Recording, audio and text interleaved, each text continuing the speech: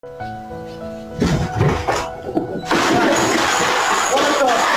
wouldn't call myself a cat guy.